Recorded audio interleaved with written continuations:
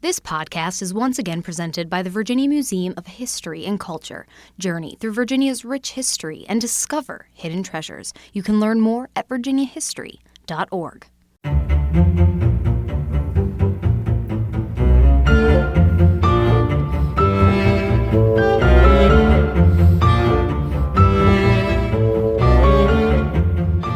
Hello, everyone. We hope we are giving you a little distraction from life during this crazy time. Thanks for sticking with us through episode 3 of season 3. I'm your host, Rachel DePompa. My day job is an investigative reporter with the NBC affiliate WWBT in Richmond, Virginia. And my passion is this podcast. This week, we are turning back the clock on the week of May 4th through the 10th.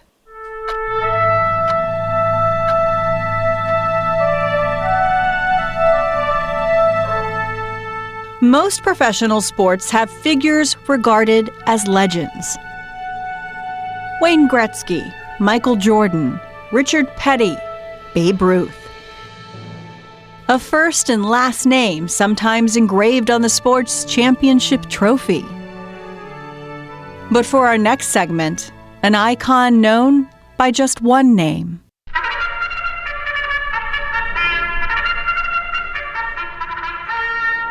Secretariat. A legend, true legend, a living legend.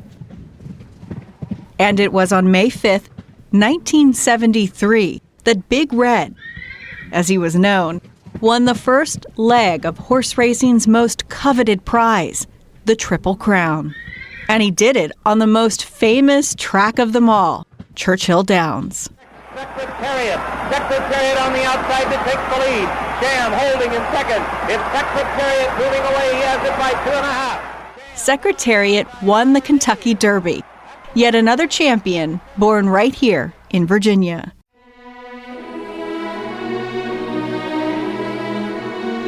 But the legend began in a humble foaling shed in the pasture of the Meadow Stables in Caroline County, an area we now know as Meadow Event Park, where the Virginia State Fair is held in the fall.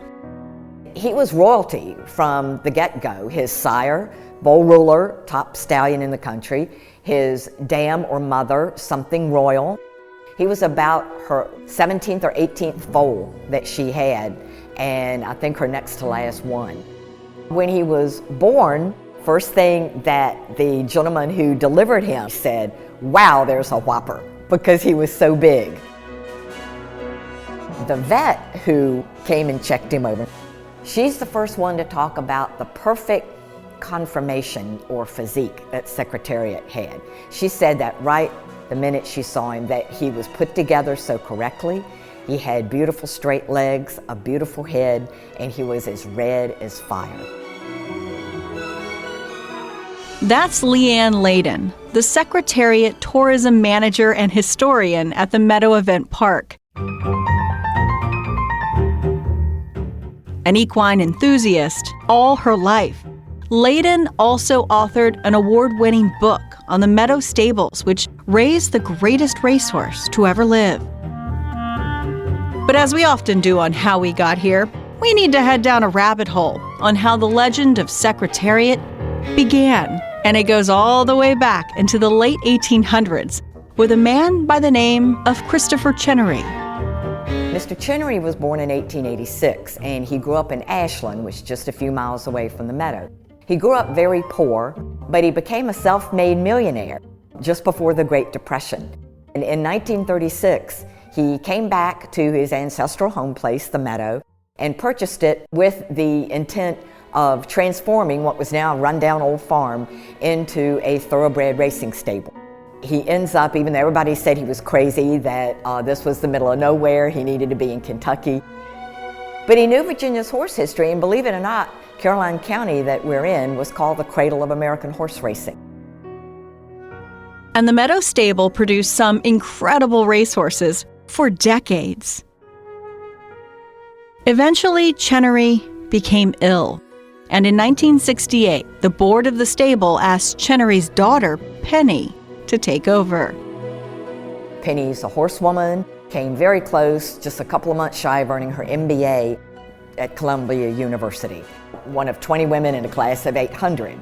She had a lot of determination too. The rest of the family wanted Penny to sell the farm. And Penny said, as long as Dad is alive, we owe it to him to continue his dream and to keep racing the horses. Penny would commute from Colorado to Caroline, and things were not going very well. Then in 1971, the family said, you've had 3 years to do this, and it's not working. The farm is still losing money.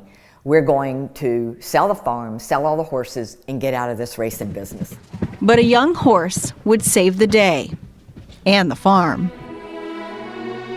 We had an unlikely hero who was not Secretariat, and that was a horse named Riva Ridge. As a 2-year-old colt in 1971, Riva won $500,000 and he saved Meadow Stable. He got the farm out of debt. Penny's family changed their tune. Not only would Riva Ridge save the farm, he would go on to win the Kentucky Derby in 1972. He also won the Belmont, so he won 2/3 of the Triple Crown in 1972. But not many people know about him, and that's because Secretariat burst onto the scene. Before we get to the historic year of 1973 for Secretariat, you have to hear the story of his early days at Meadow Stables and how another stable almost raised the legend, his future coming down to the flip of a coin. Mr. Chenery had a gentleman's agreement with the owner of Secretariat's sire or father, that was Bull Ruler, the top thoroughbred stallion in the country. It would be a coin toss. Instead of paying a stud fee to Bull Ruler, his owner wanted to breed him to the Meadow mares because they were so outstanding. So he and Mr. Chenery would flip a coin, and whoever won the coin toss got first dibs on the foal from one of 2 Meadow mares. Well, Penny kept that going after Mr. Chenery went into the hospital. And so there was a coin toss. She lost the coin toss to Bull Ruler's owner, but the horse that he ended up with ended up being a dud, and Penny ends up with Secretariat, the greatest racehorse of all time. Imagine it. You come out on the losing end of this pricey coin toss, and the world basically hands you Secretariat. It was March 1970. A funny thing, when Penny first saw him, and despite what the Disney movie said, she was not here the night that Secretariat was born. When she came in from Denver and she saw him, first thing she said was, wow. And the next thing was, he's too pretty to be any good. As Secretariat grew up, he kept everyone on their toes. The grooms that handled Secretariat always said that he was big, he was spirited, he was mischievous, he was rambunctious, not mean, but very mischievous, and that you always had to stay 2 jumps ahead of him. You see, one time, he escaped his groomer. Well, you don't have to be a horse person to know a loose horse, especially a young colt running around, is a pretty scary thing. It's one thing to have a horse running loose on the farm, but things quickly escalated. So he is leading the grooms on a merry chase, and then he thought, wouldn't it be more fun to run out the front gate and run up Route 30, all on his own. So our future Triple Crown winner is running free as a bird up Route 30. Yet another unlikely hero would emerge at this point in our story, but this one had 2 legs instead of 4. A man driving a truck from the local sawmill sees this red colt running up Route 30, and he stops his truck in the middle of the road and catches Secretariat and holds him until those poor grooms get there. That little escapade happened in 1971. Penny Chenery didn't find out about it until 2007.